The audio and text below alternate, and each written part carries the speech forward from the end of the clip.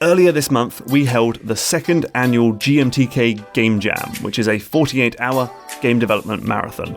I challenged designers around the world to create a game that fit a certain genre, but was missing one of the main mechanics that you'd find in that genre, like a platformer without jumping or a shooter without guns. The response was incredible. We had a whopping 1,054 games submitted, making it the most popular jam in itch.io's history. The games were then made available to the public, who left over 15,000 ratings. This gave me a shortlist of 100 games to play myself, and I've gone ahead and picked out the 20 that I found the most intriguing. These are all games that really ran with the theme and landed on something truly unique. They might not always be perfectly polished, or finished, or even massively fun, but they all have a certain spark and show the true potential of making a game where you don't just add, but remove mechanics. So, without further ado, here are the best games I've played from the jam, in no particular order. Fresh Merchandise, by developer Blind Mystics, is a dungeon crawler without combat, and when you get rid of swords and spells, this makes for a game about dashing past fireballs, dodging skeletons, and kiting bats around boulders. Instead of fighting, the devs put the focus on another part of RPGs. Surprisingly, the idea of your character slowing down when they carry too much stuff and get over-encumbered. Now, you have to think very carefully about which items of treasure you should try to pinch, because when you can't fight back, going slow is a death sentence. This is a very clever little game. Space Command 1980 is a standout example of one of the most interesting trends in the jam, which is games without direct control. For this cute spaceship game, the solution is to have you type in commands to make your ship move and shoot, like typing ML to move to the left, or SHT to shoot, or FWD to move forward. You'll have to be really on your toes because you can't react immediately with the press of a button. This one's a bit silly, but I like it. Allocation by Mush is one of a number of Metroidvania games in the jam, which certainly surprised me. This one is a Metroidvania without a set world map. Instead, you make your own by plopping down rooms on a map editor. You can then make your way to new areas where you don't unlock upgrades, but new room tiles for the editor. There's a lot of potential here. Right now you can set your own difficulty by using easy, medium or hard rooms, but you could imagine some risk-reward system to encourage you to use the hard ones. Gravity Golf is a golf game without clubs. So creator Hairtro took inspiration from VVV and lets you flip the gravitational pull of the course. What makes it different from Terry Kavanagh's platformer is that you can't move the ball at all, so you're relying on physics and the slopes and spikes of the level design to get your ball where it needs to go. Nicely done. Crossfire marks another clear trend from the jam, which is games where you can't fight, so you have to find creative ways to kill your enemies. In this case, developer Seat has you dodging through enemy bullets in the hopes that one foe will accidentally blast another. You can also slow down time to weave through particularly tricky patterns of ordnance, and if that's not enough, you can also unlock a reflective shield to bounce bullets back at enemies. It makes for a really fun shooter that busts apart the conventions of the genre, and it's also very crunchy and juicy to boot. Fish is Nick Magnia's take on the Match 3 puzzler, only tiles don't disappear when you make a match. Instead, they freeze. To clear the tiles from the board, you've got to make a whole row of frozen blocks full of fish and turtles and penguin heads. It makes for a tricky puzzler that has you thinking several steps ahead, more like Threes than Candy Crush Saga.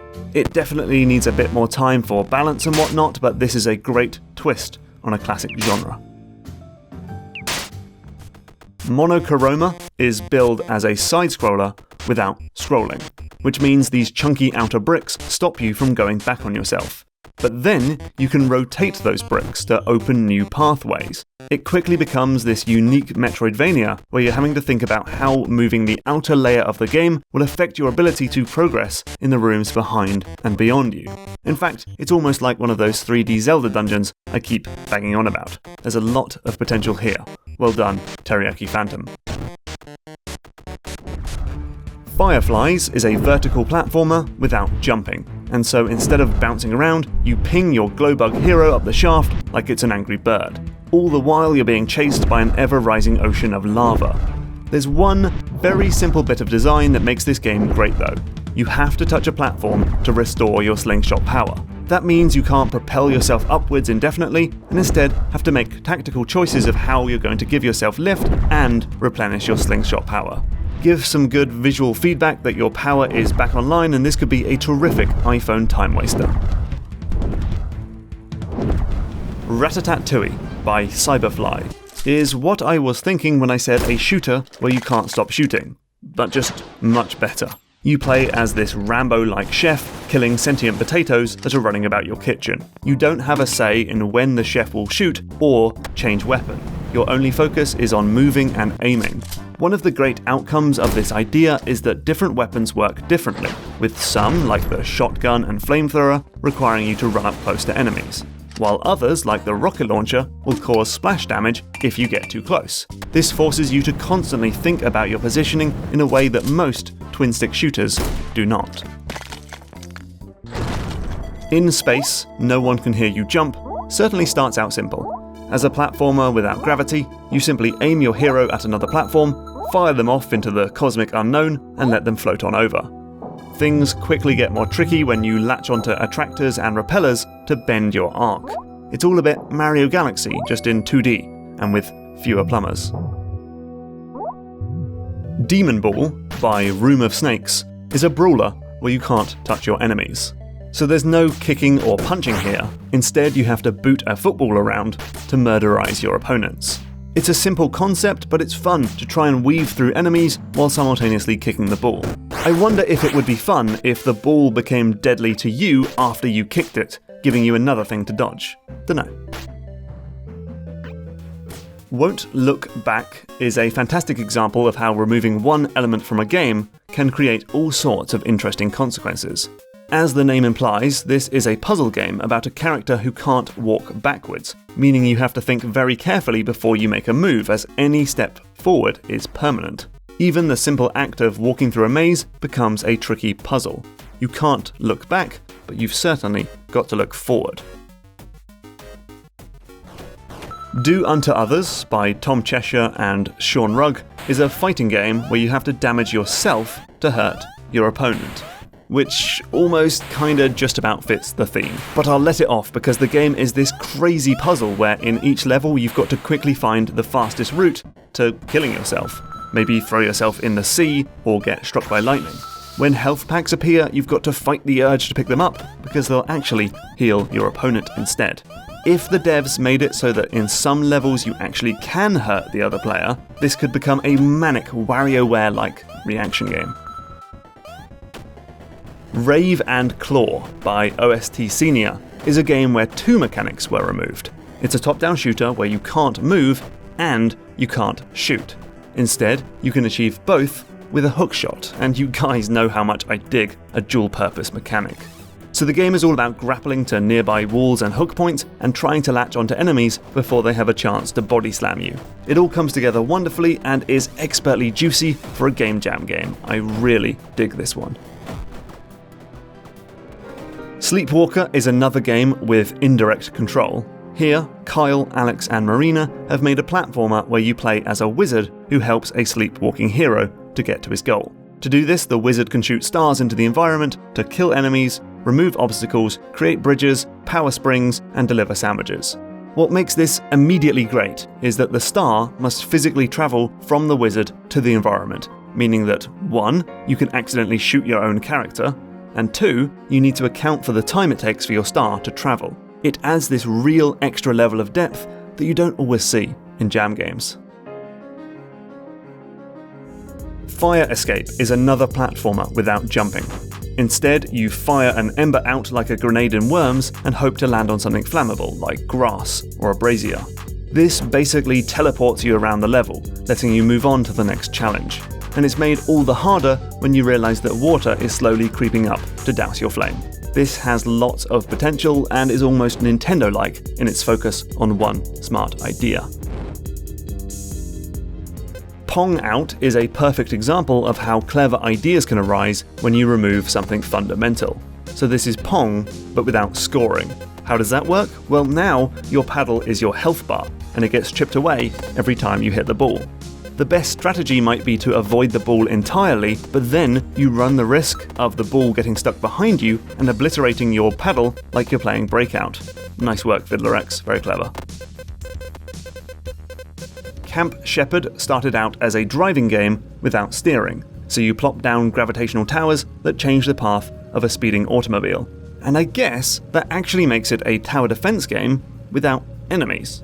Whatever the case, this is a cute puzzle game and is all about optimization and trying to do more with less. I like it. What goes up doesn't necessarily come down in this clever game from Lonebot. It's a platformer without falling, which means that jumping into the air puts you into this spinny anti-gravity position until you can find your feet again. And that quickly shifts things into puzzle territory, as every leap must be thought through. Once the game gets a grappling hook and companion cubes, you really start to see how this could make for an excellent puzzle game. And finally, Elsewalker is another game about indirect control. This time you're telling a robot how to navigate a level by placing floppy disks into slots. Only the slots are laid out like an if-else statement in a programming language. For example, if wall ahead, jump, else walk. That makes your robot move forward and jump over walls. It's a fascinating idea that doesn't just make for a fun game, but teaches players a little bit about computer code, and that's a really special skill. Good on you, SuperTry.